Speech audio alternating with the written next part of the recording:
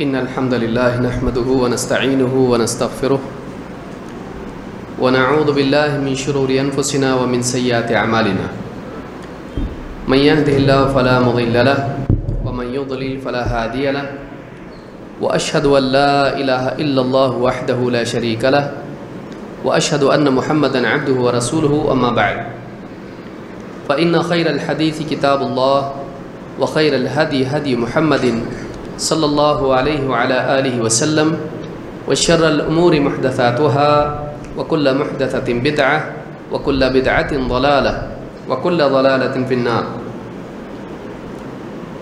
قال النبي صلى الله عليه وسلم إن أبغض الرجال إلى الله الألد الخصم. وقال جل وعلا والذي جاء بالصدق وصدق به أولئك هم المتقون. میرے محترم دینی بھائیوں اور قابل احترام اور بہنوں،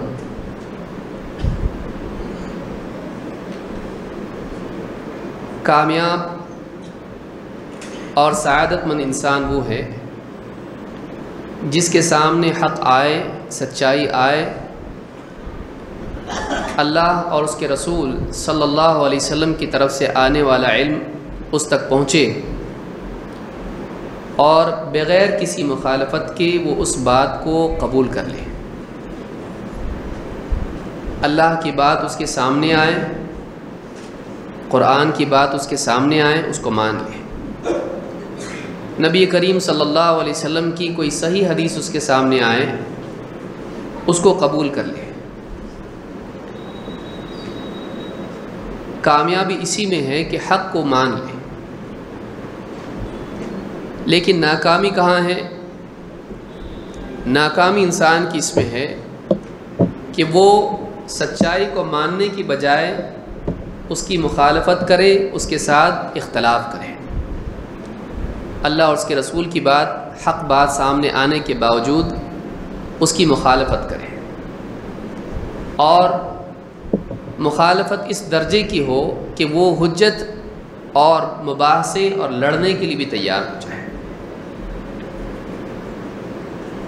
یہاں سے انسان کی ناکامی اور بربادی شروع ہوتی ہے، بلکہ یہ خود اپنی ذات میں ایک مصیبت، بربادی، ہلاکت اور گمراہی ہے۔ لہٰذا اللہ رب العالمین نے قرآن کریم میں فرمایا والذی جاء بالصدق وصدق به اولئک هم المتقون،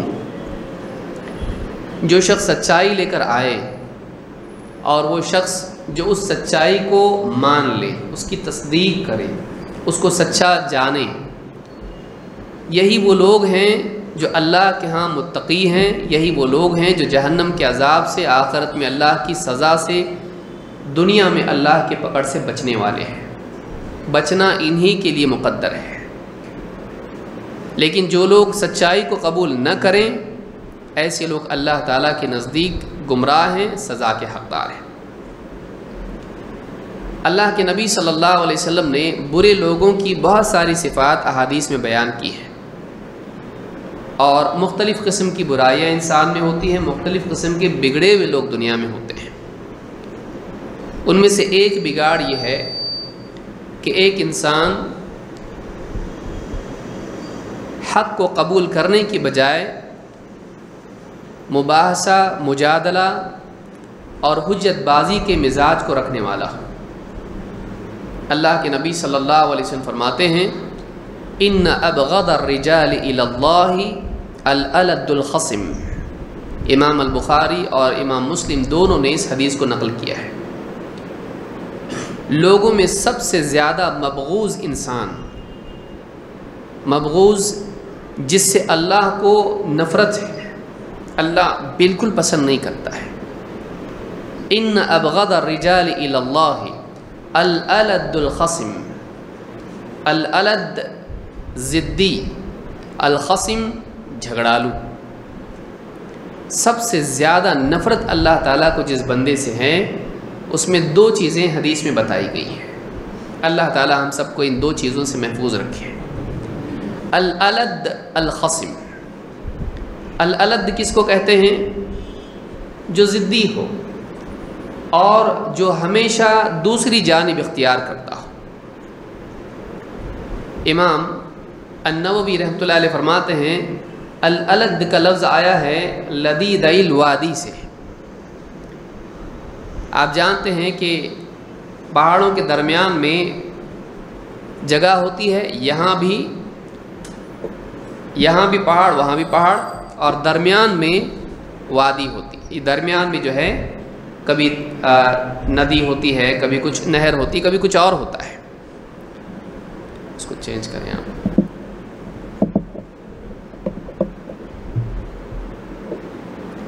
تو پہاڑ یعنی دونوں جانبین جو ہوتی ہیں اس کو یعنی وادی کی دو جانبیں ہوتی ہیں، تو اس پر سے لفظ بنا ہوا ہے۔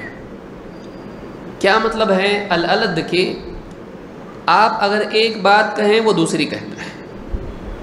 جیسے مثلاً آپ کہیں کہ آج مسلمانوں کے لیے جینا مشکل ہو گیا ہے، کہ نہیں ماشاءاللہ اتنے سارے اچھے حالات ہیں، کیا مسئلہ ہے؟ کھا رہے ہیں، پی رہے ہیں، سب کچھ کر رہے ہیں۔ اگر آپ ایک ہفتے بعد اسی موضوع پر بات کریں، آپ کہیں کہ الحمدللہ مسلمان آج اس دور میں دین پہ چل سکتے ہیں، اور الحمدللہ مسلمانوں کے پاس بہت ساری نعمتیں اللہ نے دے رکھی، کیا بات کر رہے ہیں آپ؟ ادھر مسائل ہیں، ادھر مسائل ہیں، مسلمان یہاں پریشان ہیں، وہاں پریشان ہیں۔ تو آپ اگر ایک پہلو پہ گفتگو کریں تو وہ ہمیشہ کیا کرے گا؟ اس کی مخالف جانب استعمال کرے گا، اس کی اختیار کرے گا۔ آپ وادی کے اس کنارے ہوں تو وادی کے اس کنارے ہوگا۔ کیوں؟ اس لیے کہ وہ آپ کی موافقت کر نہیں سکتا ہے، اس کو مخالفت کرنا ہے اور غالب آنا ہے۔ مقصد کیا ہے؟ مقصد یہ ہے کہ آپ اگر ایک بات کریں، اس کا مقابل کوئی بھی آدمی جو اس سے گفتگو کر رہا ہے، اگر وہ ایک بات کرے گا تو اس کو غالب آنے کے لیے دوسری بات کہنا ہے، اس کی مخالفت کر کے اپنی بات کو صحیح ثابت کرنا ہے، اس کے لیے وہ الگ جانب اختیار کرتا ہے۔ یہ اچھی بات نہیں ہے۔ ایسا آدمی اکثر حق کی بجائے باطل، حق کو کبھی باطل بنا دیتا ہے، کبھی باطل کو حق بنا دیتا ہے۔ الالد، ایسا آدمی جو ضد میں آ کر ہمیشہ دوسری جانب اختیار کرتا ہو۔ اللہ کو ایسا آدمی پسند نہیں۔ اللہ کو ایسا انسان پسند ہے کہ جو صحیح بات کو مان لے چاہے اس کے خلاف۔ اور الخصم کہتے ہیں اس انسان کو جو بڑا جھگڑالو ہو، جس کو حجت کے سارے طریقے آتے ہیں، جو بحث اور مباحثے میں ایکسپرٹ ہو۔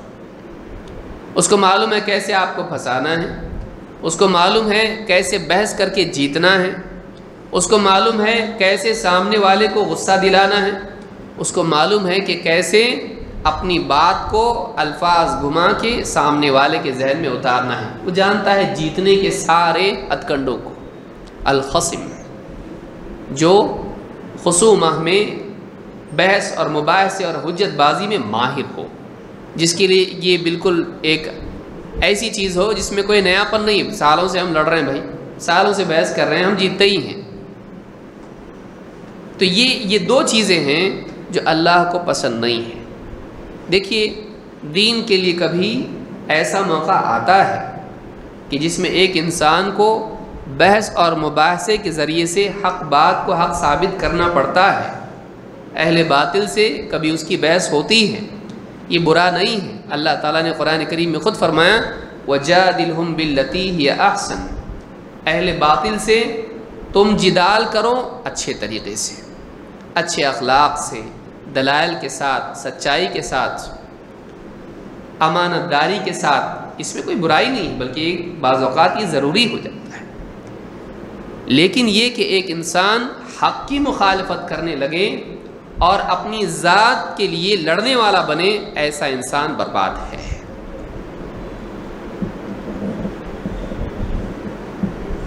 کیا ہو گیا بھائی؟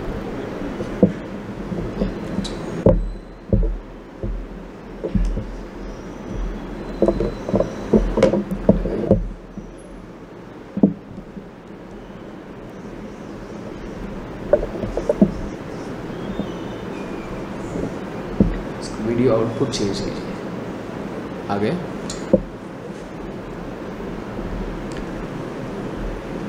تو تو ایک انسان اگر حق کے لیے بحث و مباحثہ کرتا ہے، اگر اس کے پاس علم ہے، سچائی ہے، اخلاق ہے، اور بھی اوصاف ہے، لیکن کم سے کم یہ 3 تو ہونا چاہیے شروعات کے لیے. اس کے پاس علم ہونا چاہیے، اس کے پاس سچائی ہونا چاہیے. یوں نہیں کہ جیتنے کے لیے کسی کا بھی نام لے لیا، فلاں امام بخاری کہتے ہیں کہ یہ صحیح ہے، حالانکہ صحیح نہیں ہے. امام البخاری نے اس موضوع پہ گفتگو ہی نہیں کی ہے، لیکن اپنی طرف سے کیا کہہ دیا، جیتنے کے لیے امام البخاری نے فلاں حدیث کو صحیح کہہ دیا ہے، حالانکہ بخاری میں وہ حدیث نہ ہو، لیکن جیتنے کے لیے آدمی کا جھوٹ نہیں ہونا چاہیے. علم اس کے پاس ہونا چاہیے. علم اگر نہیں ہے اس کے پاس اور کسی موضوع پر گفتگو کرے، ظاہر بات ہے کہ بغیر علم کے بات کرے گا تو ایک انسان خود بھی گمراہ ہوگا، دوسروں کو بھی گمراہ کرے گا. اس کے پاس امانت داری ہونا چاہیے، اخلاق ہونا چاہیے. اس کے پاس اخلاق ہو، یہ نہیں کہ بحث مباحثہ کرتے وقت میں گالی گلوچ پر اتر آئے، دوسروں کے ساتھ بدزبانی کرے، ان کا دل توڑنے کی بات کرے، حق بات لوگوں پر لادنے کی کوشش کرے. نہیں، اچھے انداز میں بااخلاق طریقے سے وہ مباحثہ کرے. دیکھیے آپ نے یہ بات کہی صحیح نہیں ہے، کیوں؟ اس لیے کہ دلیل کے خلاف ہے. اگر صحیح ہوتی تو میں مان لیتا. اخلاق سے بات کر رہا ہے تو یہ ٹھیک ہے، لیکن ایک انسان ہر معاملے میں حجت بازی کرنے لگے، یہ اچھی بات نہیں ہے. ایسا مزاج اچھی چیز نہیں ہے، اللہ کو یہ پسند نہیں ہے. اسی لیے کہا ان ابغض الرجال الی اللہ الالد الخصم، کہ اللہ کے نزدیک سب سے زیادہ ناپسندیدہ انسان ابغض الرجال، ابغض جس سے بغض ہے، اللہ کو نفرت ہے، کون ہے؟ الالد الخصم، ضدی، ہمیشہ دوسری جانب اختیار کرنے والا، اور خصم جھگڑالو، اللہ کو پسند نہیں ہے. اگر جھگڑا اللہ کے بارے میں ہو، اللہ کی صفات میں ہو اور حق سے ہو، سب سے زیادہ بری چیز ہے. اسی لیے محمد ابن الحنفیہ رحمۃ اللہ علیہ فرماتے ہیں لا تنقضی الدنیا حتی تکون خصوماتهم فی ربہم، دنیا اس وقت تک کہ ختم نہیں ہوگی یہاں تک کہ لوگ اپنے رب کے بارے میں حجت بازی کریں گے. ان کی بحث آپس کی باتوں سے، سیاست سے، کبھی دین میں بھی، شرعی مسائل میں، فقہ سے پہنچتے ان کی حجت بازیاں کہاں تک پہنچ جائیں گی؟ اپنے رب کے بارے میں. وہ اللہ تعالیٰ کے بارے میں ایسی بات کرنے لگیں گے جیسے عام کسی کے بارے میں بات کر رہے ہیں، اور اس پر حجت کرنے لگیں گے، اس پر حجت کرنے لگیں گے، جس سے اللہ تعالیٰ کی شان میں گستاخی کا پہلو پیدا ہوتا ہے. جیسے لوگوں کا یہ کہنا کہ یہ بتائیے اللہ تعالیٰ عرش پر ہے، ہاں، اور حدیث آپ یہ بھی بتاتے ہو کہ دیکھو اللہ تعالیٰ آسمان دنیا کی طرف نزول کرتا ہے، تو اب بتاؤ کہ آسمان دنیا کی طرف نزول کرتا ہے تو اللہ عرش پہ ہوتا ہے کہ نہیں ہوتا ہے؟ تب لوگوں نے پوچھا، سلف سے بھی پوچھا، اہل کلام، اہل بدعت اللہ کے بارے میں بھی حجت بازی کرنے سے شرماتے نہیں ہیں، ڈرتے نہیں ہیں. علماء نے کہا ہاں، ہمارے رب نے کہا ہے کہ رب کہاں ہے؟ الرحمن علی العرش استوى، اور رب نے کہا ہے کہ اللہ تعالیٰ آسمان دنیا کی طرف نزول کرتا ہے جب رات کا 1/3 حصہ بچتا ہے. وہ بھی خبر صحیح ہے، یہ بھی خبر صحیح ہے، اللہ تعالیٰ عرش پر ہے اور وہ اپنی شان کے مطابق آسمان دنیا کی طرف نزول کرتا ہے. دونوں مانتے ہیں، دونوں مانتے ہیں. غالباً سفیان الثوری رحمۃ اللہ علیہ سے پوچھا گیا، انہوں نے جواب دیا اس کا. اس طرح سے آپ دیکھیں گے کہ اللہ کے بارے میں ایسی بحثیں کرنا جو اللہ کی شان میں نقص پیدا کرنے کا ذریعہ بنتی ہیں، یہ مسلمان کا شعار نہیں ہے، یہ مسلمان کا طریقہ نہیں. حال ہی میں ایک ویڈیو کوئی پڑوس کے ملک میں بحث کر رہے ہیں اللہ کے بارے میں. آپ کہتے ہیں اللہ تعالیٰ عرش پر ہے، اب اس نے کوئی کتاب اٹھا لیا، کچھ اٹھا لیا، اور موبائل اپنا اس کے اوپر کتاب پہ رکھ کے کہا دیکھیے یہ کتاب پہ یہ موبائل ہے، تو کتاب بڑی ہوئی نا، موبائل چھوٹا ہو گیا. تو نعوذ باللہ، اللہ تعالیٰ عرش پر ہے تو عرش بڑا ہوا اور اللہ چھوٹا ہو گیا. ایک انسان اللہ کے بارے میں بولنے سے شرماتا بھی نہیں ہے. بھئی آپ کیسے اس پر بحث کر سکتے ہیں جبکہ اللہ تعالیٰ نے خود کہا ہے الرحمن علی العرش استویٰ، رحمان عرش پر مستوی ہے۔ اللہ نے بتا دیا آپ کا کام ہے مانیں اس کو، نہ کہ لڑیں۔ لہذا اہل کلام علم کلام والے انہوں نے ہمیشہ سے اسلام کو نقصان پہنچایا ہے۔ علم کلام کیا ہے؟ علم کلام ہے، اہل کلام کون لوگ ہیں؟ اہل کلام وہ لوگ ہیں جو عقیدے کے لیے عقل کو بنیاد بناتے ہیں۔ چھوٹی سی ڈیفینیشن اگر آپ ان کے بارے میں، ان کے مختصر تعارف آپ ان کا پیش کریں تو کیا ہے؟ اہل کلام کون ہیں؟ اہل کلام وہ ہیں جو عقیدے کے لیے عقل کو بنیاد بناتے ہیں۔ اگر کوئی بات عقل کی بنیاد پر مقبول لگتی ہے اس کو قبول کرتے ہیں، اگر کوئی بات عقل کی بنیاد پر ان کی سمجھ میں نہیں آتی ہے، عقل کی میزان میں ان کے صحیح ثابت نہیں ہوتی ہے، قرآن کی بات رد تو نہیں کر سکتے ہیں، نبی صلی اللہ علیہ وسلم کی صحیح حدیث کو رد تو نہیں کر سکتے ہیں، تو رد کرنے کا ایک چھوٹا طریقہ بائی پاس کیا ہے؟ اس کی تأویل کر دو۔ کہتے دیکھو قرآن میں اللہ نے کہا یہ مطلب اس کا نہیں ہے، اس کا یہ مطلب ہے۔ حدیث میں اللہ کے نبی صلی اللہ علیہ وسلم نے بتلایا اس کا وہ مطلب نہیں ہے، اس کا کچھ اور مطلب ہے۔ گویا کہ اللہ کے نبی صلی اللہ علیہ وسلم نے کچھ خاص باتیں ان کے کام میں کہی ہیں، تم کو کیسے معلوم پڑا اس کا کیا مطلب ہے؟ تو اپنے طور پر نمبر ایک وہ کیا کرتے ہیں؟ عقیدے کے لیے عقل کو بنیاد بناتے ہیں، اور دو اس بنیاد پر جو آیات اور احادیث پوری نہیں اترتی ہیں ان کی عقل کے مطابق، اللہ کے بارے میں ان میں کیا کرتے ہیں؟ تأویل کرتے ہیں۔ تأویل کا کیا مطلب؟ اس کا مطلب کچھ کا کچھ بیان کرتے ہیں۔ مثلا علماء نے مثال دی، کیا کہا کہ دیکھو جیسے اللہ تعالیٰ نے اپنے بارے میں کہا کہ اللہ تعالیٰ رحیم ہے، رحمت والا ہے، رحمت اللہ کی صفات میں سے ایک صفت ہے۔ کہا کہ رحمت نہیں، اللہ کی رحمت کا مطلب کیا ہے؟ نیکی پر اجر دینا یا اجر کا ارادہ کرنا، حالانکہ انعام دینا، احسان کرنا یہ اللہ کی رحمت کے نتائج میں سے ہے، لیکن اللہ کی رحمت بھی تو ایک صفت ہے، اللہ کی رحمت بھی اپنی جگہ ایک صفت ہے، اور اللہ کا انعام ایک اور آگے کی چیز ہے۔ لیکن اہل کلام کیا کرتے ہیں؟ اللہ رب العالمین کے باب میں اپنی عقل سے باتیں کرتے ہیں جو کہ اسلام میں نہیں ہے، اسلام میں اس کی گنجائش نہیں ہے۔ اور آپ دیکھیں گے آج بہت سارے مدارس میں علم کلام پڑھایا جاتا ہے، علم کلام پڑھایا جاتا ہے۔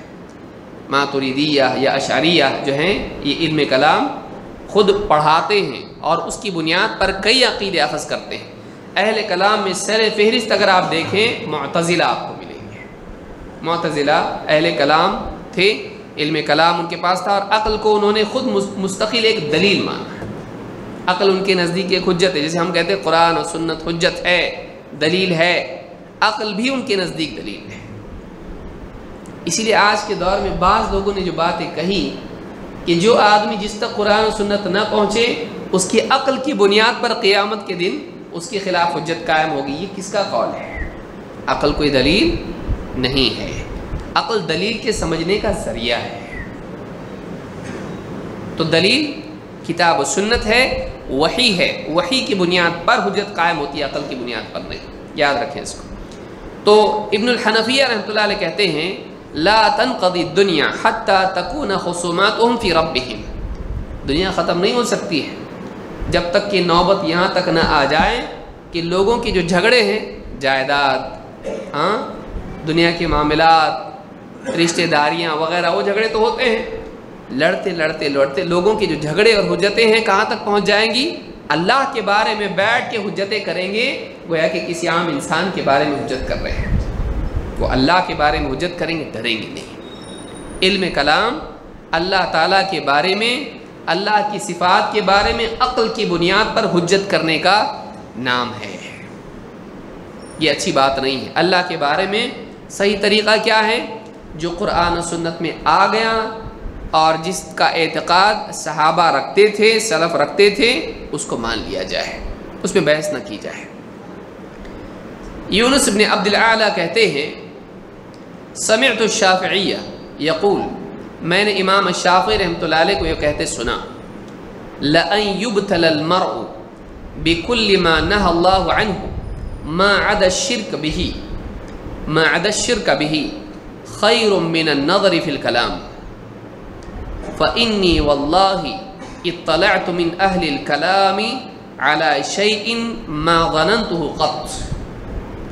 حلۃ الاولیاء میں اور جامع بیان العلم میں حافظ ابو نعیم اور اسی طرح سے ابن عبد البر نے اس کو روایت کیا ہے اور اس کی سند صحیح ہے۔ فرماتے ہیں امام شافعی فرماتے ہیں کہ ایک انسان برے سے برے گناہ میں مبتلا ہو جائے شرک کے علاوہ، کیونکہ شرک کی تو مغفرت نہیں ہے، شراب، جوا، زنا، چوری، نہ جانے غیبت اور بہت سی برائیاں ہیں، بدتر سے بدتر گناہ میں آدمی مبتلا ہو جائے، لت پت ہو جائے شرک سے کم تر، یہ بہتر ہے اس سے کہ ایک انسان خیر من النظر فی الکلام، اس سے بہتر ہے کہ یعنی ایک آدمی گناہ کرے، لیکن اس سے زیادہ سنگین کیا ہے؟ زیادہ سنگین یہ ہے کہ ایک انسان علم کلام میں مشغول ہو جائے، علم کلام میں پڑھنا شروع کر دیں، اس کی بحثوں میں نظر ڈالنا شروع کریں، من النظر فی الکلام، یعنی اللہ کے بارے میں، اللہ کی صفات کے بارے میں، اللہ کی ذات کے بارے میں حجت بازی کرنے لگے ہیں اور ایسی کتابیں پڑھنے لگے ہیں، کیسی بحثیں کرتے ہیں لوگ؟ اللہ تعالیٰ اوپر ہے کا مطلب ہر جگہ نہیں، پھر یعنی اللہ محدود ہو گیا نعوذ باللہ، تو کائنات اللہ صرف اوپر ہے، نیچے نہیں ہے، دائیں نہیں، بائیں نہیں، آگے نہیں، پیچھے نہیں ہے، خالی اوپر ہے کا مطلب لمیٹڈ ہو گیا اللہ، اور پھر دنیا بڑی ہو گئی، اللہ چھوٹا ہو گیا، کائنات بڑی ہو گئی، اللہ چھوٹا ہو گیا۔ اب عقل چلا رہے ہیں اللہ کے بارے میں، اللہ کو سمجھنے کے لیے، ہے اتنی بڑی عقل کہ واقعی اللہ تعالیٰ کی ذات کا ادراک اور احاطہ آدمی کرے۔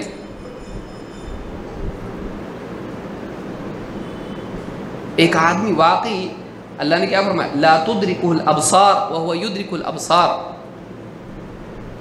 نگاہیں اللہ کا ادراک نہیں کر سکتی ہیں، ولا یحیطون بشیء من علمہ الا بما شاء، اللہ تعالیٰ کا جو علم ہے اس میں سے کسی چیز کا آدمی احاطہ نہیں کر سکتا جب تک کہ اللہ تعالیٰ وہ علم نہ دے۔ یہ بغیر کسی علم کے اللہ کے بارے میں احاطہ کر لے گا، اللہ کے بارے میں سب کچھ جان لے گا؟ نہیں، جتنا اللہ نے ہم کو اپنے بارے میں بتایا ہے اتنا ہم جانتے ہیں۔ اپنی عقل سے اللہ کے بارے میں گفتگو نہیں کرنا چاہیے، جتنا اللہ نے بتایا۔ اللہ نے کیا فرمایا؟ الرحمن فاسأل به خبیرا، رحمان کے بارے میں جاننے والے سے پوچھ۔ کون جانتا ہے رحمان کے بارے میں؟ محمد رسول اللہ صلی اللہ علیہ وسلم۔ ہم کو معلوم ہے اللہ کیسا ہے؟ جتنا بتایا ہمارے نبی نے اتنا ہم جانتے ہیں۔ لہٰذا کہتے ہیں کہ ایک آدمی بدتر سے بدتر گناہ میں، شرک سے کم گناہ میں لت پت ہو جائے، یہ بہتر ہے اس سے کہ ایک آدمی علم کلام میں بزی ہو۔ کہتے ہیں فَإِنِّي وَاللَّهِ اطَّلَعْتُ مِنْ أَهْلِ الْكَلَامِ عَلَى شَيْءٍ مَا ظَنَنْتُهُ قَطْ، کہتے ہیں اللہ کی قسم، اہل کلام کی ایسی باتیں میرے سامنے آئیں کہ میرے گمان میں بھی، وہم و گمان میں کبھی ایسی بات نہیں آئی تھی، ایسی بحثیں وہ لوگ کرتے اللہ کے بارے میں۔ آپ دیکھیے اللہ تعالیٰ اوپر ہے، اللہ تعالیٰ کسی جگہ میں نہیں ہے، اللہ تعالیٰ کسی جگہ میں نہیں ہے۔ جو لوگ کہتے ہیں اللہ ہر جگہ ہے، تو جگہ کو کس نے پیدا کیا؟ اللہ نے۔ پھر جب جگہ نہیں تھی، ایک وقت تھا جگہ نہیں تھی نا، اللہ ہر جگہ ہے بولنے والے ذرا غور کریں۔ بعض لوگ کہتے ہیں اللہ ہر جگہ ہے، تم کہتے ہو اوپر ہے، ہم کہتے ہیں اللہ ہر جگہ ہے، تو اللہ ہر جگہ کا مطلب بہت بڑا، اللہ اوپر کا مطلب چھوٹا، نعوذ باللہ۔ دیکھیے سلف کا عقیدہ صحیح ہے، جو لوگ کہتے ہیں کہ اللہ ہر جگہ ہے وہ غور کریں جگہ لمیٹڈ ہے کہ نہیں، اور جگہ ہمیشہ سے تھی اللہ نے پیدا کی، تو پھر جب جگہ نہیں تھی اللہ تھا کہ نہیں تھا؟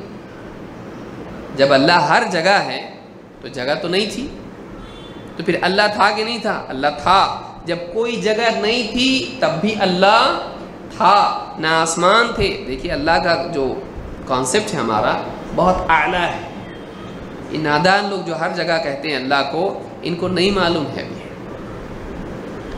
جب کوئی جگہ نہیں تھی اللہ تھا، کیونکہ اللہ تعالیٰ کسی جگہ کا محتاج نہیں ہے۔ اللہ نے آسمان پیدا کیے، اللہ نے زمین پیدا کی، اللہ نے جگہ پیدا کی۔ اللہ تعالیٰ تھا، کوئی جگہ نہیں تھی۔ ہم اس اللہ کو مانتے ہیں جو تھا اور جگہ نہیں تھی۔ اس نے جگہ کو پیدا کیا، اس نے عرش کو پیدا کیا۔ وہ عرش سے بھی اوپر ہے۔ وہ کہاں ہے؟ وہ عرش سے اوپر ہے۔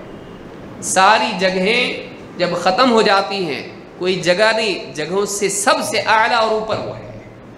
سبح اسم ربک الاعلیٰ۔ سجدے میں جاتے کیا کہتے ہیں؟ سبحان ربی الاعلیٰ۔ وہ اونچا ہے، اس کے لیے زوال نہیں ہے، اس کے لیے کیا ہے؟ علو ہے۔ انسان کا دل بھی اسی کی طرف متوجہ ہوتا ہے دعا میں، اوپر کے نیچے۔ دعا مانگتے ہوئے دل کہاں متوجہ ہوتا ہے؟ اوپر کے نیچے، فطرت میں انسان کی۔ حتیٰ کہ بعض غیر مسلم بھی، آپ دیکھیے غیر مسلم کے جب مجبور ہو جاتے ہیں تو اوپر کی طرف متوجہ کہ کچھ تو مدد کر، میرے مسئلے کو حل کر۔ وہ جس کی طرف متوجہ ہوتے ہیں اوپر ہوتی، فطرت میں انسان کے اللہ نے رکھا ہے۔ قد نرى تقلب وجهك في السماء فلنولينك قبلة ترضاها۔ نبی صلی اللہ علیہ وسلم سے اللہ کہہ رہا ہے آپ کے چہرے کا بار بار آسمان کی طرف اٹھنا ہم نے دیکھ لیا، آسمان میں آپ کے چہرے کا پلٹنا ہم نے دیکھ لیا۔ کیوں دیکھ رہے ہیں اوپر؟ فطرت میں انسان کی ہے، اللہ تعالیٰ اوپر ہے، لیکن اللہ تعالیٰ کسی جگہ میں قید نہیں ہے۔ اللہ تعالیٰ ساری جگہوں سے کیا ہے؟ اوپر ہے۔ ہم اوپر کے لیے کہتے ہیں، اللہ کی حد بندی کے لیے نہیں، بلکہ اللہ تعالیٰ کی علو کے لیے۔ وہ سب سے اوپر ہے، وہ سب سے اوپر ہے۔ لہٰذا کہتے ہیں کہ اللہ کی قسم، اہل کلام جو بحثیں کرتے ہیں، وہ جب میں نے دیکھا، میں ایسی کوئی چیز اس سے بدتر میرے سامنے کبھی نہیں آئی۔ ما ظننتہ قط، میرے گمان، وہم و گمان میں بھی اللہ کے بارے میں ایسی نئی باتیں آئی۔ یہ لوگ انہی میں اپنے رات دن گزارتے ہیں، ایسی ایسی بحثیں اللہ کے بارے میں کرتے ہیں۔ اللہ کے بارے میں بحث بازی کریں نہیں، جتنا اللہ نے بتایا، جس نے رسول صلی اللہ علیہ وسلم نے جتنا بتلایا اس کو مان لیں۔ ہمارے لیے یہی نجات کا راستہ ہے۔ عبداللہ ابن عمر ابن عاص رضی اللہ عنہ کہتے ہیں، لقد جلست انا واخی مجلسا ما احب ان لی به حمر النعم۔ میں اور میرے بھائی، ہم کو ایک ایسی مجلس نصیب ہوئی کہ اس کے بدلے اگر ہم کو سرخ اونٹ بھی ملے تو ہم قبول نہیں کریں گے۔ ایک بہت عمدہ مجلس ہم کو ملی، دینی مجلس میں بیٹھنے کا موقع ہم کو ملا، اگر اس کے بدلے عرب کے مشہور اور مہنگے اونٹ بھی ہم کو دیے جائیں ہم نہیں لیں گے۔ وہ مجلس ہمارے لیے یہ دیکھیے جذبہ ہے صحابہ کا کہ دینی مجلس کی قیمت دنیا کی ساری نعمتوں سے زیادہ ہے۔ جس انسان کو دینی مجلس میں آنے کی توفیق ملی، اس انسان کو بہت بڑی نعمت ملی۔ لہذا دینی مجالس میں آنا چاہیے۔ کہتے ہیں کہ ایسی مجلس میں بیٹھنے کا موقع ملا کہ اس کے بدلے اگر ہم کو سرخ اونٹ بھی دیے جائیں قبول نہیں کریں گے۔ اقبلت انا واخی، میں اور میرا بھائی آئے، وَإِذَا مَشِيقَةٌ مِّن صَحَابَةِ رسول اللہ صلی اللہ علیہ وسلم، تو ہم نے دیکھا کہ صحابہ میں بڑے بڑے بزرگ، بڑے بڑے علماء بیٹھے ہوئے ہیں، صحابہ میں سے عمر دراز لوگ بیٹھے ہیں۔ جلوس عند باب من ابوابہ، اللہ کے نبی صلی اللہ علیہ وسلم کے گھروں میں کسی دروازے کے پاس وہ بیٹھے ہوئے تھے۔ آپ کے کئی بیویوں کے گھر تھے، تو کسی گھر کے دروازے پر بیٹھے ہوئے تھے نبی صلی اللہ علیہ وسلم کے۔ فَكَرِهْنَا أَن نُفَرِّقَ بَيْنَهُمْ، اب صحابہ کو ہٹا کے ان کے بیچ میں جا کے ہم بیٹھیں، جو لوگ آلریڈی بیٹھے ہوئے ہیں ہم کو اچھا نہیں لگا۔ اور یہ بھی ادب ہے کہ ایک انسان، لوگ بیٹھے ہوئے ہیں، ہٹو کہہ کے ان کے بیچ میں بیٹھے، یہ مجلس کے ادب کے خلاف ہے۔ جہاں خالی جگہ ملے آپ بھی وہاں بیٹھ جائیں۔ کہتے ہیں فَكَرِهْنَا أَن نُفَرِّقَ بَيْنَهُمْ فَجَلَسْنَا حَجْرَةً، کہتے ہیں ہم ایک کنارہ جہاں ہم کو جگہ مل گئی مجلس کی ختم پہ وہاں جا کے بیٹھ گئے، ایک ناحیے میں ایک جگہ ہم جا کے بیٹھ گئے۔ کہتے ہیں اِذ ذَكَرُوا آیَةً مِّنَ الْقُرْآنِ، ایک آیت کسی نے پڑھی، فَتَمَارَوْا فِيهَا حَتَّى ارْتَفَعَتْ أَصْوَاتُهُمْ، ایک آیت کسی نے پڑھی تو اس آیت پر ان میں چرچا شروع ہوئی اور بڑھتے بڑھتے بات جھگڑے تک پہنچ گئی، بڑھتے بڑھتے بات آپس میں گویا کہ ایک حجت کا ماحول بن گیا، کوئی یہ بول رہا ہے تو کوئی دوسری بات کہہ رہا ہے۔ فَتَمَارَوْا فِيهَا حَتَّى ارْتَفَعَتْ أَصْوَاتُهُمْ، یہاں تک کہ بحث اتنی گرم ہو گئی کہ ان کی آوازیں ایک دوسرے کے اوپر بلند ہونے لگی، اونچی آوازیں ہو گئی۔ جب جھگڑا ہوتا ہے آپس میں ہر آدمی کیا کرتا ہے، اپنی بات ثابت کرنے کے لیے اور اونچی آواز میں بولنے لگتا ہے، آوازیں اونچی ہوتی ہیں۔ کہاں ہو رہا ہے یہ؟ نبی صلی اللہ علیہ وسلم کے گھر کے دروازے پر۔ فخرج رسول اللہ صلی اللہ علیہ وسلم مغضبا، جب حال یہ ہو گیا اللہ کے نبی صلی اللہ علیہ وسلم اپنے کمرے سے باہر نکلے ہیں، لیکن آپ کی حالت کیا تھی؟ مغضباً، غصے میں آپ تھے، غصے میں آپ کمرے سے باہر نکلے۔ جب آواز اونچی ہو گئی لڑنے لگے، آپ اپنے کمرے سے باہر نکلے غصے میں، اور آپ نے کیا کہا؟ کہتے ہیں قد احمر وجهه، آپ کا چہرہ سرخ ہو گیا تھا، لال چہرہ ہو گیا غصے سے آپ کا۔ کب ہوتا ہے آدمی کا چہرہ لال؟ کب ہوتا ہے؟ ایک دم خوبصورت انسان ہو، گورا آدمی ہو، اس کا چہرہ لال ہو جاتا ہے غصے سے۔ قد احمر وجهه یرمیہم بالتراب، آپ نے مٹی اٹھا کے ماری ان کے اوپر، یرمیہم بالتراب، غصے میں آ کے کیا کیا آپ نے؟ مٹی آپ نے ایسی ماری۔ کیا کر رہے ہو تم لوگ؟ مٹی اٹھا کے ان پر ڈالی۔ وَيَقُولُ مَهْلًا يَا قَوْمِ، ٹھہر جاؤ لوگو، ٹھہر جاؤ، ذرا صبر، کیا کر رہے ہو؟ مَهْلًا، ذرا رکو۔ بِهَذَا أُهْلِكَتِ الْأُمَمُ مِنْ قَبْلِكُمْ، تم سے پہلے امتیں اسی چیز کی وجہ سے ہلاک کی گئیں، تم سے پہلی امتیں اسی آپس کے لڑنے کی وجہ سے ہلاک ہوئیں۔ باختلافہم علی انبیائہم، اپنے نبیوں کے ساتھ اختلاف کرنے کی وجہ سے، وضربہم الکتب بعضها ببعض، اور اللہ کی کتابوں میں سے ایک بات کو دوسری بات سے ٹکرانے کی وجہ سے، ادھر سے ایک بات لی ادھر سے ایک بات لی، آپس میں اس کو بنیاد بنا کر لڑنا شروع کر دیا، اللہ کی آیتوں کو آپس میں ٹکرانے لگے، نبیوں کے ساتھ اختلاف، اللہ کی باتوں کو آپس میں ٹکرانا اور آپس میں حجت کرنا، ادھر سے یہ آیت پیش کر رہا، ادھر سے وہ آیت پیش کر رہا ہے، یہ صحیح کہ یہ صحیح، دونوں باتیں اللہ کی ہیں بھائی، آپس میں لڑنے لگے، اللہ کی آیتیں آپس میں لڑوانے لگے، ٹکرانے لگے ان کو۔ کہا کہ اسی سے امتیں ہلاک ہوئی ہیں۔ کہا کہ ان القرآن لم ينزل یکذب بعضہ بعضا، قرآن اس لیے نہیں نازل ہوا ہے کہ قرآن کی ایک آیت دوسری آیت کو جھٹلائے، قرآن کا ایک حصہ دوسرے حصے کا انکاری ہو، اس کو جھٹلانے والا ہو، بلکہ بل یصدق بعضہ بعضا، بلکہ قرآن کا ایک حصہ دوسرے حصے کی تصدیق کرتا ہے۔ آج بھی کیا ہوتا ہے، آپ اگر قرآن کی ایک بات بیان کریں، دوسری بات آپ کے سامنے لا کے رکھ دے گا، گویا کہ اس کی مخالف بات ہے، نہیں، قرآن کی ہر بات دوسری بات کی تصدیق کرتی ہے، تکذیب نہیں۔ کہا فما، اب دیکھیے نصیحت کیا کی آپ نے، اور اس کو آپ یاد رکھیں۔ نبی کریم صلی اللہ علیہ وسلم نے دو نصیحتیں کی جو اس دور کے تمام لوگوں کے لیے بھی ضروری ہیں اور ہر دور کے لوگوں کے لیے ضروری ہے۔ آپ نے کیا فرمایا؟ فما عرفتم منہ فاعملوا بہ، قرآن کی اور سنت کی جو بات آپ کو سمجھ میں آ جائے، اللہ کی جو بات تمہاری سمجھ میں آ جائے اس کے مطابق عمل کرو۔ پہلی نصیحت، جو بات سمجھ میں آئے اس پہ کیا کرو؟ عمل۔ یعنی پہلی مصیبت کیا ہے لوگوں کی؟ بحث بحث بحث بحث بحث. کس لیے؟ بحث کے لیے.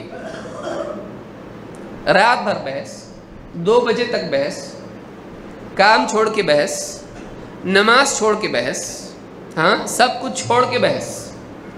کاہے کے لیے بھائی؟ بحث کے لیے. کیوں؟ بہت مزہ آتا ہے اس میں، مزہ آتا ہے. ایک بھی دن اگر بحث کے بغیر چلا گیا تو ذرا ایسا لگتا ہے کہ آج زندگی سے اچار چھین لیا گیا ہے، مٹھائی چھین لی گئی، لذت زندگی میں نہیں. کوئی تو ملے جو چھیڑے کہ ہم اس کو نہ چھوڑیں، کوئی تو ملے. آج یہ ہماری عادت بن چکی ہے. ہم حجت بازی کو عمل کا بدل بنا چکے ہیں. کیا کہا آپ نے؟ جو بات تمہاری سمجھ میں آ جائے اللہ کی، رسول کی، قرآن کی، فَعْمَلُوا بِهِ. جتنی باتیں ہم جانتے اس پہ عمل کرتے. کتنا عمل کرتے ہیں؟ غور کریں. ہماری نگاہ لڑنے پر زیادہ ہے، جیتنے پر زیادہ ہے، یا ہماری نگاہ عمل کرنے پر ہے؟ آپ نے فرمایا فَمَا عَرَفْتُم مِّنْهُ فَاعْمَلُوا بِهِ. جو بات تمہاری سمجھ میں آ جائے اس پر کیا کرو؟ عمل کرو. اور نمبر 2 وَمَا جَهِلْتُم مِّنْهُ فَرُدُّوهُ إِلَىٰ عَالِمِهِ. اور جو بات تمہاری سمجھ میں نہ آئے، تمہیں معلوم نہ ہو، تو اس بات کو اس کے جانکار کے پاس پیش کرو، یا اس بات کو عالم کے سامنے پیش کرو. یا یہ کرو آپس میں ہی لڑو. آج ہمارا طریقہ کیا ہو گیا ہے؟ بتا یہ صحیح ہے کہ یہ صحیح ہے. اب دونوں بھی کیا ہیں؟ انٹرٹینمنٹ ڈپارٹمنٹ کے. دونوں کو دین سے اتنی دلچسپی نہیں جتنا لڑنے اور جیتنے سے. واللہ ٹھیک ہے کوئی آدمی اللہ کے لیے بھی بحث کرتا ہے، ایسے بھی لوگ ہیں،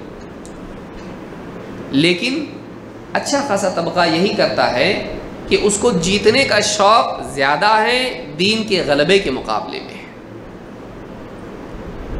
اس کی علامت کیا ہے؟ اس کی علامت کیا ہے؟ مان لیجئے ایک آدمی حق والا دوسرے سے باطل والے سے بحث کر رہا ہے، اور حق والا غالب آیا. اس کی اتنی خوشی نہیں ہوتی جتنی میں جب غالب آؤں تو ہوتی ہے. اس بات کی علامت ہے کہ تو اپنی ذات کے چمکانے کا زیادہ شوقین ہے. کہ اگر کوئی حق والا جیتنے لگے بحث میں تو تو بیچ میں آ کے اوورٹیک کرنے کی کوشش کرے. کیوں؟ کریڈٹ مجھ کو ملے. اس بات کی علامت ہے کہ تو اللہ کے لیے لڑنے والوں میں سے نہیں ہے. تو اللہ کے لیے لڑنے والوں میں سے نہیں ہے. کیوں؟ کیونکہ تو چاہتا ہے کہ تجھ کو کریڈٹ ملے، بجائے اس کے کہ تو حق والا جو اہل حق میں سے ہے اور اہل باطل سے حجت کر رہا ہے اور غالب آنے کی کوشش کر رہا ہے حق کے لیے، تو اس کا تعاون کرنے کی بجائے اس کو پیچھے کر کے تو آگے آنا چاہتا ہے. کیوں؟ تاکہ تجھ کو کریڈٹ ملے. تیرا نفس چاہتا ہے کہ تیرا نام ہو. بہت سے لوگ تو یہ مرض جان بھی نہیں پاتے ہیں، سمجھ بھی نہیں پاتے ہیں. یہ کیا ہے؟ یہ بیماری ہے. یہ بیماری ہے، اس کا علاج ہونا چاہیے. تو کہا کہ فَمَا عَرَفْتُم مِّنْهُ فَاعْمَلُوا بِهِ. جو تمہاری سمجھ میں آ گیا عمل کرو. سمجھنے کے بعد کا دوسرا مرحلہ کیا ہے؟ بڑبڑاہٹ، حجت بازی. سمجھنے کے بعد کا دوسرا مرحلہ عمل. اور جو نہیں سمجھ میں آیا کیا کرو؟ دونوں کی سمجھ میں نہیں آ رہا، حجت ہو رہی ہے. بعض اوقات اہل حق میں اختلاف ہو جاتا ہے، یہ بھی صحیح وہ بھی صحیح، لیکن کسی مسئلے میں اختلاف ہو گیا. تجارت کا مسئلہ ہے، یہ بزنس حلال ہے کہ حرام، فلانا کمپنی صحیح کہ غلط. اب دونوں کیا کر رہے ہیں؟ حجت کر رہے ہیں اس کے اوپر. بولا صحیح ہے، بولا غلط ہے. دونوں بھی اہل علم میں سے نہیں. طریقہ کیا تھا؟ کسی معتبر علم والے کو فون کرتے اور اس سے پوچھتے کہ اس بارے میں شرعی حکم کیا ہے بتائیے. وہ جواب دیتا، یہ اس کو تسلیم کر لیتے۔ آسان، شارٹ کٹ، کم ٹائم میں جس کا نتیجہ آئے اور زیادہ اس نتیجے کے صحیح ہونے کا امکان ہے، یہ تھا۔ لیکن علماء کو فون کریں گے تو مزہ کہاں آئے گا بحث میں؟ بھائی جیتنے کا مزہ کہاں؟ تو بھی چھوٹا میں بھی چھوٹا، عالم بڑا، ایسا ہو جاتا نا اس میں۔ تو لڑنے میں کیا ہوتا ہے؟ تو بڑا کہ میں بڑا؟ یہ جو مصیبت ہے یہ نہیں ہونا چاہیے۔ آپ نے فرمایا وما جہلتم منہ فردوہ الی عالمہ، جو تم کو نہیں معلوم ہے اس بات کو اس چیز کے جانکار کی طرف لوٹا دو۔ جاننے والے کو پوچھو اور جیسا وہ بتائے اس کے مطابق عمل کرو۔ یہ ہمارا طریقہ ہونا چاہیے، یہ ہمارا طریقہ ہونا چاہیے۔ امام احمد نے اس روایت کو نقل کیا ہے اور یہ حدیث صحیح ہے۔ ابن عبد البر رحمۃ اللہ علیہ فرماتے ہیں اجمع اہل الفقہ والآثار من جمیع الامصار، اہل فقہ اور اہل اثر دونوں کا اس پر اجماع ہے۔ من جمیع الامصار، سارے علاقوں والے، دنیا بھر کے علماء، چاہے وہ حدیث کے میدان کے ماہرین ہوں چاہے وہ فقہ کے میدان کے ماہرین ہوں، ان دونوں کا اس بات پر اجماع ہے کہ ان اہل الکلام اہل بدع و زیغ، اہل کلام کو آپ جان رہے کون؟ جو عقل کی بنیاد پر عقیدہ اختیار کرتے ہیں اور عقل کی بنیاد پر دلائل کا بھی تحریف اس کی کرتے ہیں، اس کا انکار کر دیتے بعض اوقات۔ یہ اہل کلام ہیں جن کے نزدیک عقل ہی اصل ہے۔ کہتے ہیں کہ ان اہل الکلام اہل بدع و زیغ، اہل کلام کیا ہیں؟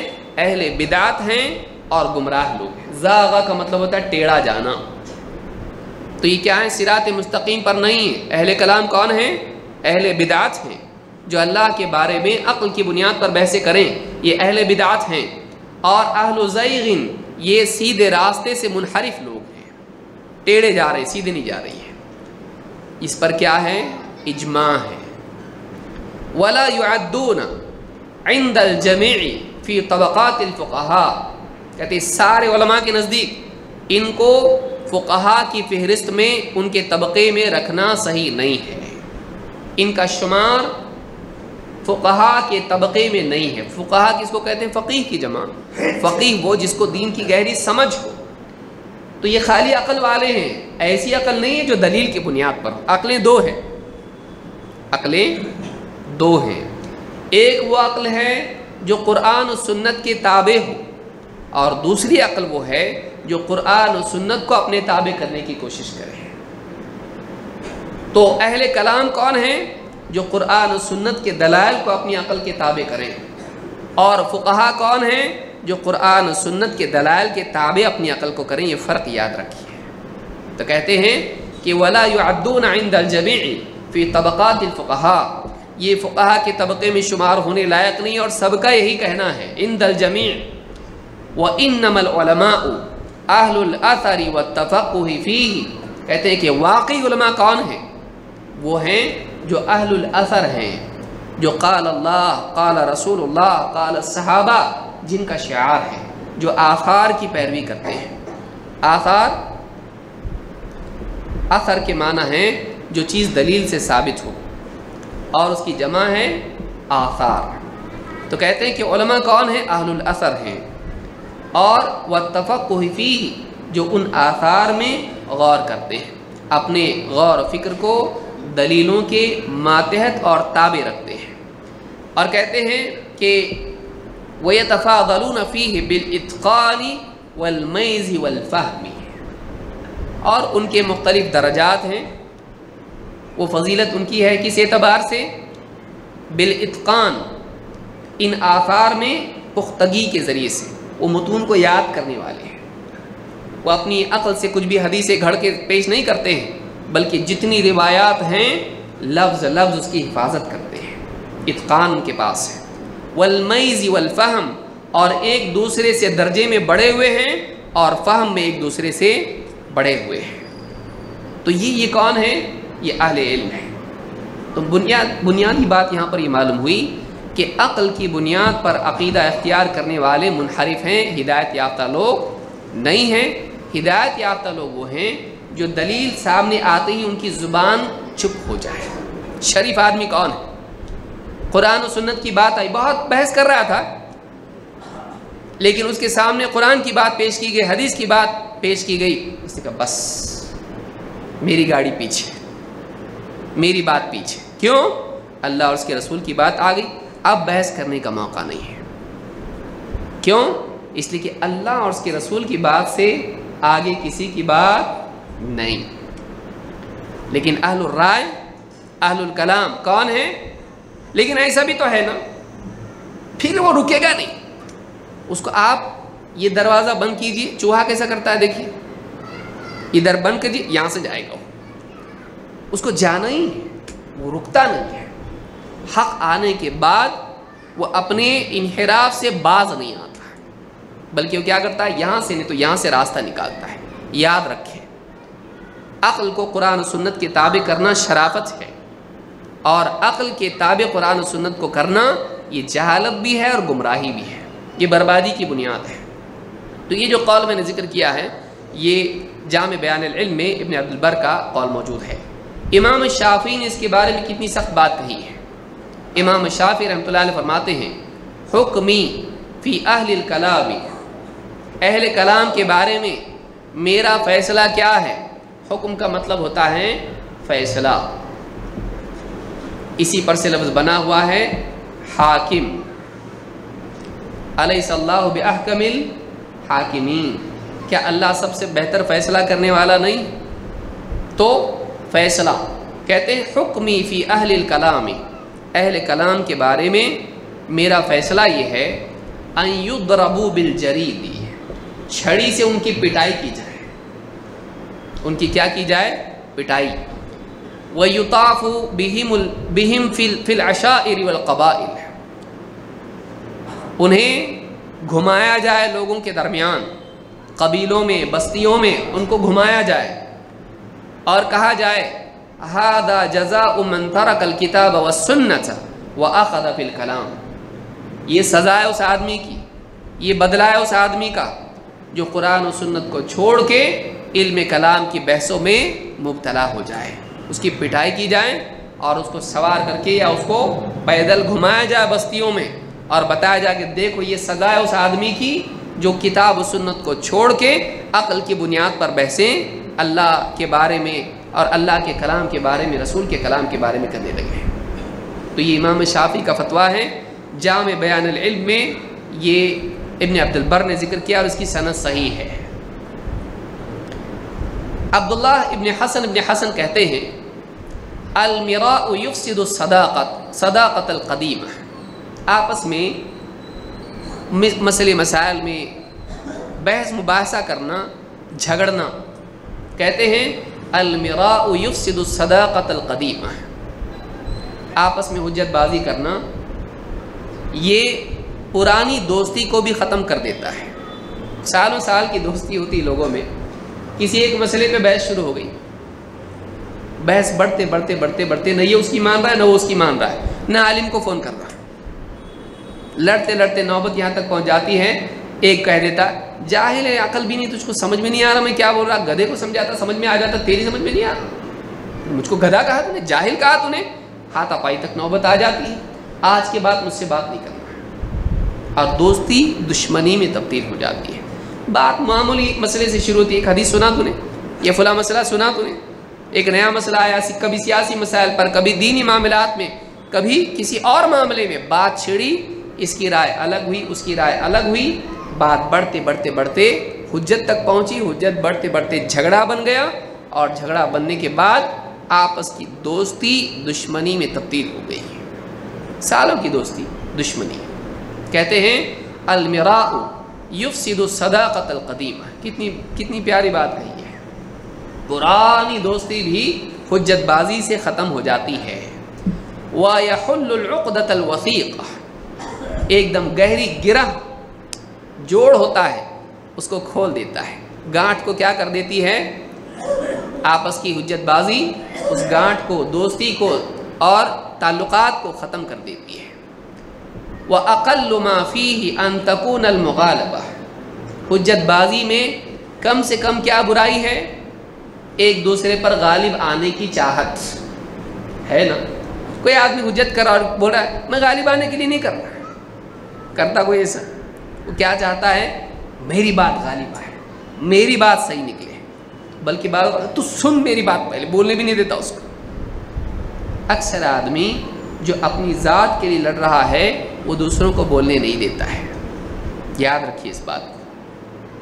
جو آدمی حق ماننے کے لیے تیار ہوتا ہے وہ سامنے والے کو بھی بولنے کا موقع دیتا ہے, لیکن جو منوانے کا شوقین ہوتا ہے وہ بولنے نہیں دیتا کسی کو. یاد رکھیے اس بات کو. لہذا کہتے ہیں وَأَقَلُّ مَا فِيهِ أَن تَكُونَ الْمُغَالَبَةُ, کم سے کم برائی اس کی ہے کہ ایک انسان غالب آنے کی کوشش کرے دوسروں کے اوپر. اور کہتے ہیں وَالْمُغَالَبَةُ أَمْتَنُ أَسْبَابِ الْقَطِيعَةِ, اور ایک دوسرے پر غالب آنے کی چاہت یہ سب سے زیادہ شدید سبب ہے قطع تعلق کا. سامنے والے کو جب معلوم ہو جائے کہ یہ میرے اوپر غالب آنے کی کوشش کر رہا ہے, کیا ہوگا؟ آپ کا دوست بنے گا؟ وہ دوست نہیں بنتا ہے. تعلقات ٹوٹ جاتے. کیوں؟ یہ جیتنا چاہ رہا, مجھ کو ہرانا چاہ رہا, مجھ کو ذلیل کرنا چاہ رہا, عزت پانا چاہ رہا, مجھ کو بیوقوف ثابت کرنا چاہ رہا, اپنے آپ کو عقل مند ثابت کرنا چاہ رہا, مجھ کو باطل ثابت کرنا چاہ رہا, اپنے آپ کو حق پر ثابت کرنا چاہ رہا. کیا یہ آدمی آپ سے خوش ہوگا؟ نہیں.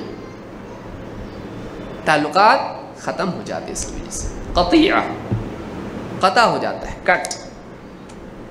لہذا یہ بہت ہی یاد رکھنے کی چیز ہے کہ آدمی اگر مجبور ہو جائیں حجت بحث کے لیے تب بھی اخلاق کا دامن نہ چھوڑے.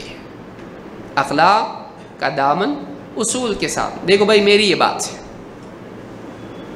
سامنے والا کہہ رہا میں نہیں مانوں گا تمہاری بات, تمہاری مرضی, میرا کام بتانا ہے. تم مانو تمہاری بھلائی ہے, تم نہیں مانو گے تمہارا نقصان ہے, میں نہیں چاہتا نقصان ہو. نہیں مانوں گا میں, بحث کرو, بحث. میرے پاس جتنا علم تھا میں نے بتایا, اب اس سے زیادہ میری طاقت نہیں, تم علماء سے پوچھ. کتنا خراب لگتا ہے نا اسے بولنے. جب کسٹمر جا رہا, ایسا لگتا ہے جیسے ہماری دکان سے کسٹمر جا رہا, میرا لاس ہو رہا کچھ تو. ہاں ادھر اگر ہم سے کوئی آدمی کہے ٹھیک ہے اس مسئلے میں علماء سے, ارے کہاں جا رہا علماء کے پاس, ادھر آ, میں بولتا ہوں نا تجھ کو. اس بات کی علامت ہے کہ ہم جیتنا چاہتے ہیں. ایک آدمی, سلف کا طریقہ کیا تھا, ایک آدمی ان کے پاس آیا, پوچھتا, وہ کہتے تجھ کو بتاؤں زیادہ بہتر جواب کون دے گا؟ فلاں کے پاس جا, وہ زیادہ اچھا جواب دیں گے. فلاں عالم صاحب کے پاس جا. حالانکہ ان کو بھی معلوم ہوتا تھا, لیکن یہ سمجھتے تھے ہم سے بہتر جواب دینے والا فلانا ہے, ان سے پوچھو. کیوں؟ میں جواب دے کے اگر غلطی ہو گئی پھنس جاؤں گا, نقصان ہوگا. کیوں جواب دوں بھائی؟ اس سے اچھا جواب فلانا دے گا, زیادہ اچھا جواب دے گا. اور یہ ادب ہے جو کہ آج اس دور میں ہم چھوڑ چکے ہیں. اس دور میں ہم چھوڑ چکے ہیں.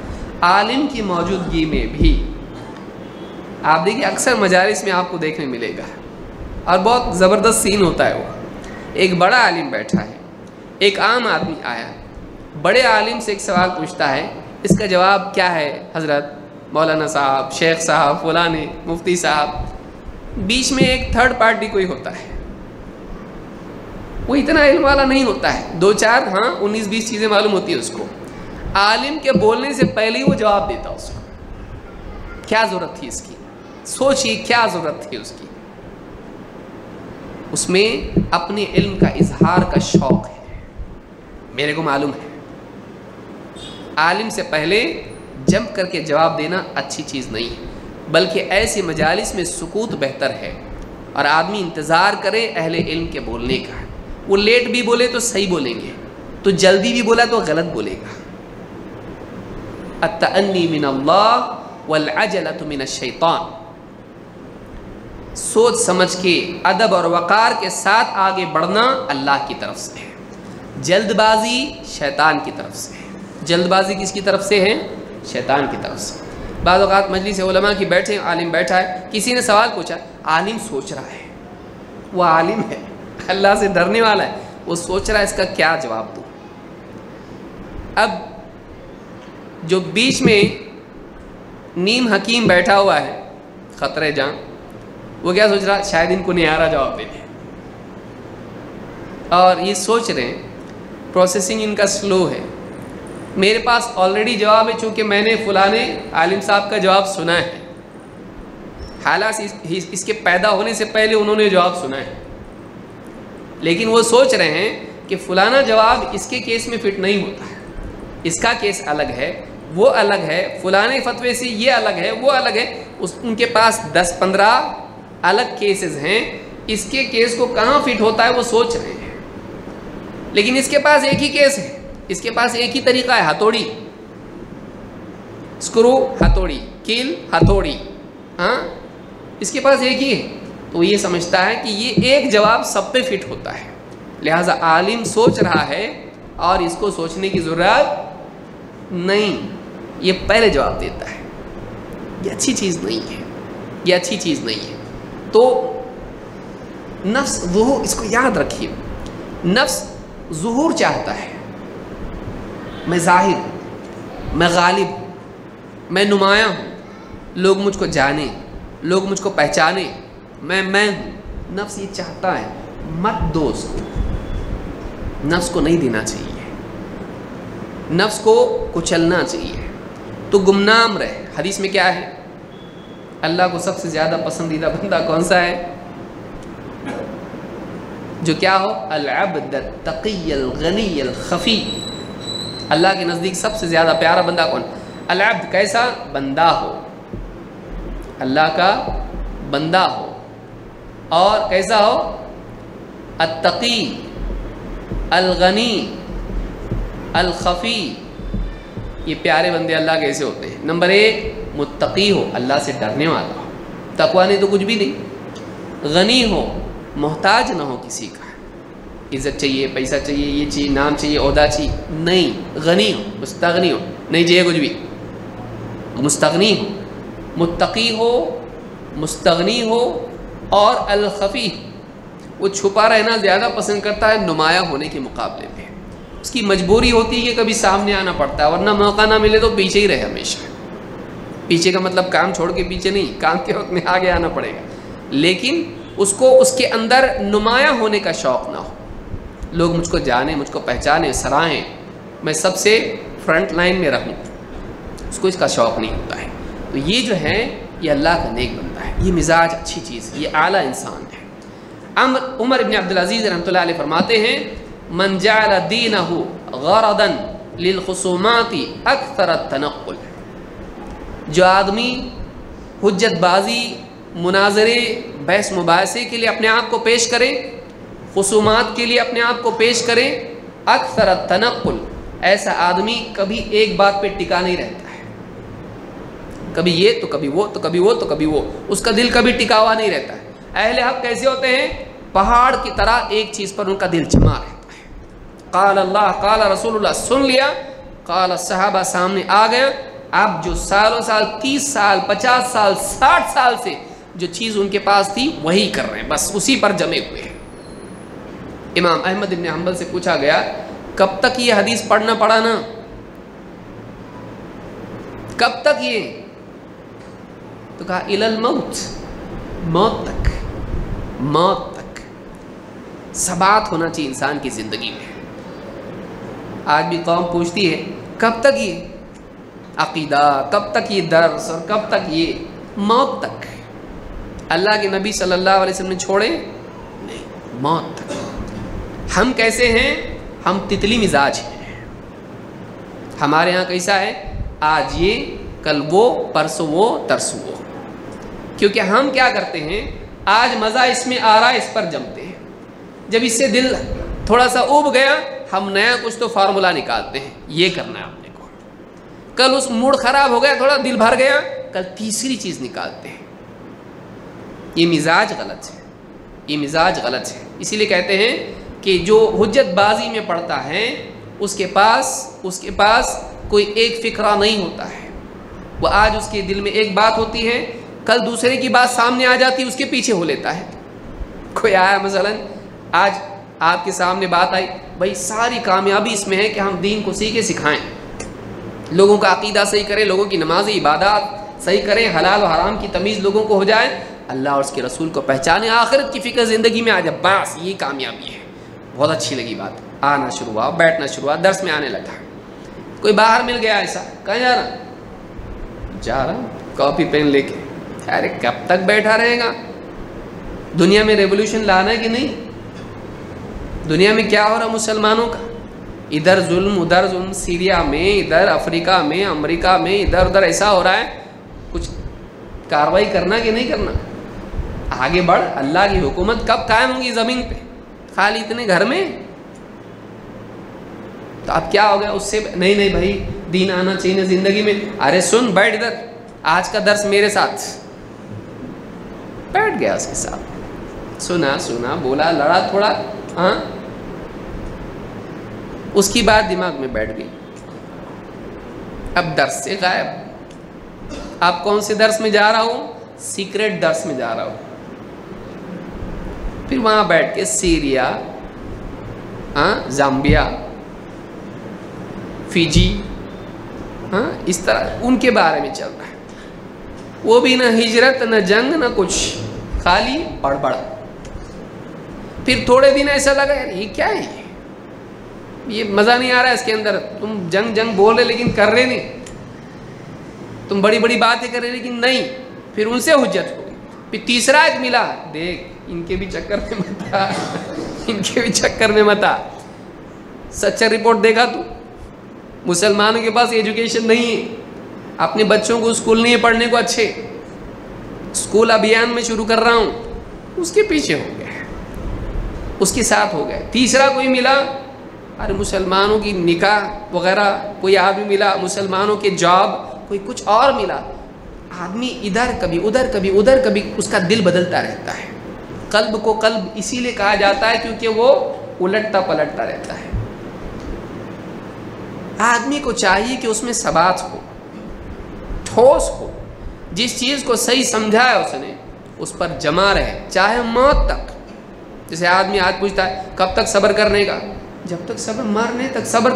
بتا کون سی تاریخ کو چھوڑنے کا حکم ہے اللہ کا؟ 40 سال تک صبر کرو, اس کے بعد چھوڑ دو صبر.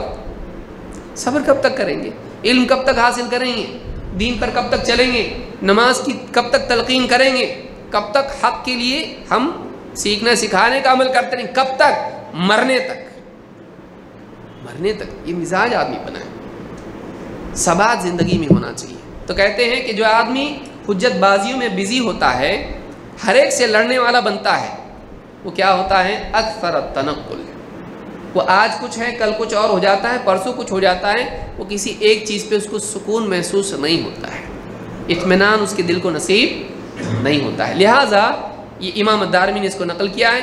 اس بات کو یاد رکھیں, بلکہ ایک بات کہہ کے میں اپنی بات کو ختم کر رہا ہوں. العوام ابن حوشب کہتے ہیں ایاکم والخصومات فی الدین فإنها تحبط الاعمال. جامع بیان العلم میں ابن عبد البر نے اس کو ذکر کیا ہے. کہتے ہیں ایاکم والخصومات فی الدین, دین کے معاملات میں حجت بازی, لڑنا, بحث مباحثے, اس سے بچنے کی کوشش کرو, بچو اس سے. کیوں؟ کہتے ہیں فإنها تحبط الاعمال, اس لیے کہ آدمی کے اعمال کو یہ چیز برباد کر دیتی ہے. لڑنے میں بعض اوقات آدمی کی زبان سے ایسا کلمہ نکل جاتا ہے جو کبھی اللہ کی شان میں, کبھی رسول کی شان میں گستاخی ہوتا ہے. جیتنے کے لیے آدمی بول دیتا ہے. مثلا کوئی آدمی شرک پہ اڑا ہوا ہے, آپ اس کے ساتھ توحید پر بحث کر رہے ہیں, آپ چاہتے ہیں کہ وہ توحید مانے, اللہ کی بڑائی بتانے میں کبھی نبی کی شان میں گستاخی ہو جاتی ہے. ہوتی کہ نہیں ہوتی؟ نبی کی شان میں گستاخی ہو جاتی ہے, نہیں ہونا چاہیے ایسا. لہٰذا ایک آدمی بعض اوقات ایسی بات بول جاتا ہے حجت بازی میں جو جیتنے کے لیے ہوتی ہے, غالب آنے کے لیے ہوتی ہے, لیکن اللہ کے نزدیک سخت ہوتی ہے, آدمی کے اعمال برباد ہو جاتے ہیں. نہیں ہونا چاہیے ایسا.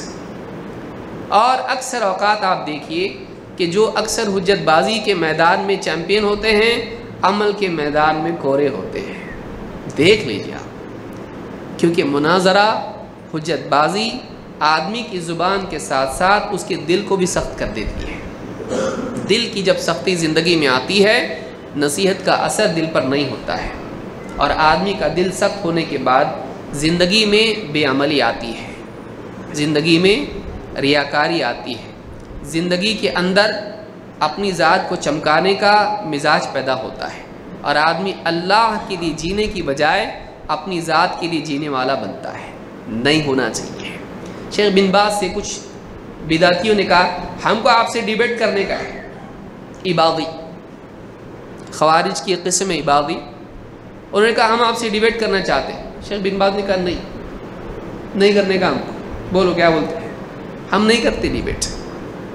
اب ہمارے طرح کوئی بیٹھا ہوگا مجلس میں، کرنے کا تھا نا، عالم بعض اوقات کہتا ہے نہیں بحث نہیں، بتاتا ہوں ماننا ہے مانو، نہیں ماننا ہے مت مانو، لیکن پبلک کیسا بولتی ہے ہونا چاہیے ڈیبیٹ، میں سیٹنگ کرتا ہوں سب، ہاں میں پولیس پرمیشن نکالتا اور میں سارا کرتا ہوں، وہ نہیں جانتا ہے کہ اس کا نقصان کیا ہے۔ شیخ بن باز عالمی سطح کے بڑے عالم ہیں، کوئی بھی چنٹو پنٹو آ کے ان سے بحث کرے گا، شیخ بن باز کی عزت تو جتنی اتنی رہنے والی ہے، اس کی عزت بڑھ جائے گی ان کے ساتھ ڈیبیٹ کر کے۔ بعض اوقات اہل باطل مشہور ہونے کے لیے مشہور کے ساتھ بحث کرتے ہیں، اب وہ مشہور اگر ان کو موقع دے دے تو ان کو بھی مشہور بنانے کا، کل یہاں تھے آج یہاں بننے کا ان کو موقع مل گیا۔ اہل حق جانتے ہیں کن کو بٹھانا کن کو نہیں بٹھانا، لیکن عوام اس کو نہیں سمجھ پاتی ہے، عوام اس کو سمجھ پاتی ہے نہیں۔ اللہ نے قرآن میں کیا فرمایا، وَأَعْرِضْ عَنِ الْجَاهِلِينَ، جاہلوں سے اعراض کرو، جاہلوں سے کیا کرو، اعراض کرو۔ اگر ہر ایک سے جیتنا ہوتا تو اللہ کیا بتاتا، جاہلوں سے بھی لڑو، عالموں سے بھی لڑو، اچھوں سے بھی لڑو، بروں سے بھی لڑو، حد سے جیتو۔ اعراض کرنے کا مطلب کیا، اوائڈ کرو، اوائڈ کرو اس کو۔ جب جیتنا ہے تو اوائڈ کیوں کر رہے ہیں؟ اللہ نے کیا بتایا، ہر جگہ لڑنا سکھایا اللہ نے، اعراض بھی تو سکھایا نا۔ تو اعراض کا مطلب ہے کہ آپ اوائڈ کرو۔ یہ عالم جانتا ہے کہ کہاں اوائڈ کرنا ہے کہاں نہیں، لیکن جاہل ہر جگہ کودتا ہے جہاں نہیں کودنا چاہیے۔ لہذا یاد رکھیے، ایک معمولی ڈاکٹر بھی جانتا ہے بھئی ہمارے ہاسپٹل میں علاج ہونے والا نہیں، اس کو تم کو کیا کرنا پڑے گا، بڑے ہاسپٹل میں لے جانا پڑے گا، کہ لاؤ میں کرتا نہیں کرتا، اس کو بھی معلوم ہوتا ہے۔ لہذا یہ سمجھداری آدمی کے پاس ہونا چاہیے کہ کون سا کیس میری طاقت کے مطابق ہے، کون سا کیس میری طاقت کے باہر ہے۔ اور ایسے لوگوں سے بعض اوقات بحث کرنے سے ان کا شبہ ہمارے دل میں آ جاتا ہے، اس کا شک دل میں بیٹھ جاتا ہے، اور پھر سمجھ میں آیا، کبھی شیعہ سے بحث کی، کبھی قادیانی سے، کبھی خارجی سے، کبھی مرجی سے، کبھی کسی اور سے، معتزلی سے بحث کرنے کے بعد دل میں شک بیٹھ جاتا ہے، نکالنا مشکل ہو جاتا ہے۔ کس نے بتایا آپ کو کرنے کے لیے؟ علماء کے حوالے کیجئے بحث مباحثے کو، یا پھر آپ اتنا علم حاصل کیجئے اور پھر اس میدان میں آئیے، بغیر علم کے نہیں، بغیر علم کے نہیں۔ لہٰذا یہ چیز آج کے لیے کافی ہے، اور اگلے درس میں ہم دیکھیں گے کہ کم علم کے ساتھ اہل باطل سے بحث و مناظرہ کرنا کیسا ہے، اس کی شرعی حیثیت کیا ہے، اور سلف کا اس بارے میں منہج کیا ہے۔ تو 12 چیزیں ہم نے مکمل کی ہیں، انشاءاللہ اگلی چیز ہم اگلے درس میں دیکھیں گے۔ اللہ رب العالمین ہم سب کو دین کا علم حاصل کرنے اور اس پر عمل کرنے کی توفیق عطا فرمائیں۔ اقول ھذا واستغفر اللہ لی ولکم۔